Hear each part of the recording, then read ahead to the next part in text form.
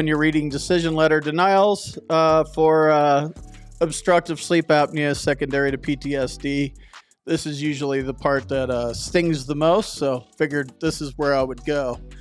I know the veteran did file this claim once, and I also know that he provided a DBQ and a nexus letter from his private doctor on the second go-around. And the doctor explained in the nexus how his PTSD aggravated his obstructive sleep apnea on a secondary basis.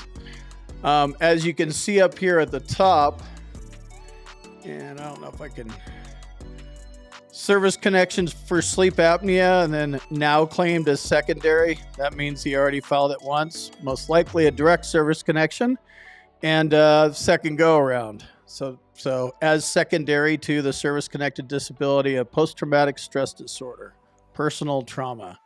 So it could be a variety of ways, but this just indicates to me that this is the second claim, and he probably did it direct the first time, and that's fine. You can go back at him. This is where the strategy comes in. Find a new strategy and go back at him.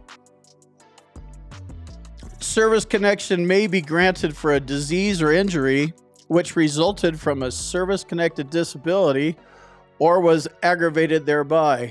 The evidence does not show that sleep apnea, now claimed as secondary to PTSD, is related to the service-connected condition of post-traumatic stress disorder, personal trauma.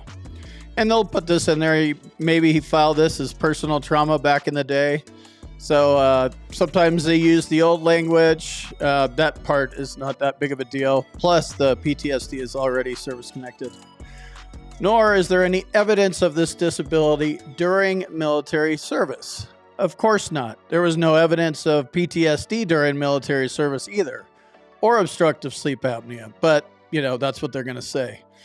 The laws that are covered on this decision, 38 CFR 3.303, 3.306, 3.310. You can Google these. 38 CFR stands for Code of Federal Regulations. You just copy these and paste them right on into the Google box, and it will tell you the law. I encourage you to read it. We did not find a link between your medical condition and military service. So that's indicating there's a problem with the nexus. The nexus is the link. The VA examiner stated that your sleep apnea is less likely as not related to your PTSD. That is one of the standards of proof that the VA needs. At least as likely as not, less likely than not. This less likely than not one is under a 50-50 chance, which does not go in your favor. So when you're getting your doctor to write a nexus and a rationale for you, make sure that they put in at least as likely as not, which is a 50-50 chance. Tie goes to the veteran. And just to go on a little bit farther, he does have a good shot here, and I'll cover this in my closing remarks. Even though this didn't go his way, he did have a private doctor. They just blew off everything. So this is what you want to do. This doctor says less likely than not. His doctor says at least as likely as not. If you get this in a higher level review situation, you have a fair DRO, decision review officer. They should be able to easily see that, but you're going to want to point it out. You didn't consider my medical evidence. You didn't even look at it. Like, camp out on that. That is the entire argument. The way I view this one right here. The rationale for this opinion is that two conditions are not medically related. Now, of course, you and I know this is completely false. But, we don't want to put it past a VA C&P examiner, the enemy, to just start making shit up. The claim disorder is a separate entity entirely from the service-connected PTSD condition and unrelated to it. That's just funny. Like your PTSD and your sleep apnea, the sleep apnea is in a different body. In the brain and it's just not connected. I don't see it, even though it's in the same body. Like, I'm not a doctor. I know that everything is affected by everything pretty much in the body. The medical literature does not support a medical relationship. So now this C&P examiner went and pulled some medical literature. It's a good idea to have medical literature. Better if your doctor goes and finds it himself and then writes an opinion himself about the medical literature, because he's able to write those kinds of opinions, you know. In my opinion, the obstructive sleep apnea was caused or made worse or aggravated because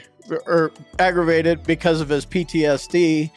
And then here is a case study that I found from one of my peers, and my opinion is that this is also accurate. So basically the C&P examiner went and found negative medical literature.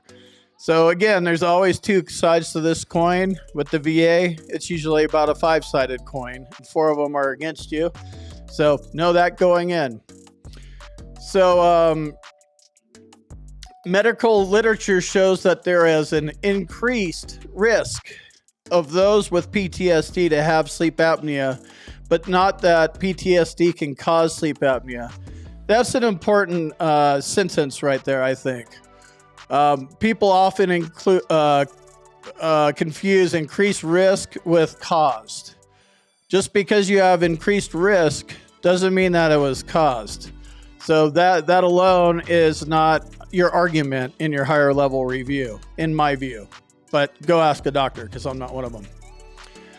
There is no mental condition which causes obstructive sleep apnea. That's just flat out false, right? But, no accountability until you go and check this and win it in a higher level review. But still, there's no accountability against the C&P examiner, because they're going to keep saying this till they learn something different, or, maybe their whole job's to deny. Unknown. Obstructive sleep apnea is a disease with a clear and specific etiology. It is a common disorder characterized by narrowing or collapse of the airway during sleep. It is caused by anatomical variations. So all this part is a quote from this person. A nexus has not been established. So basically they're like, nope, they're not related. This C&P examiner may have had, maybe as a nurse practitioner or something, and had no clue what sleep apnea was. So they just relied entirely on medical literature and basically just quoted the whole thing in the decision letter. Look at this part right here. This is a real peach. Favorable findings identified in this decision. The claimed primary disability is service-connected. Wow. So that's what your favorable finding was? Like, no shit. I am service-connected for PTSD. Thanks for pointing it out. The sky is blue. Horses fly. Pigs fly. Oh, wait. The birds fly.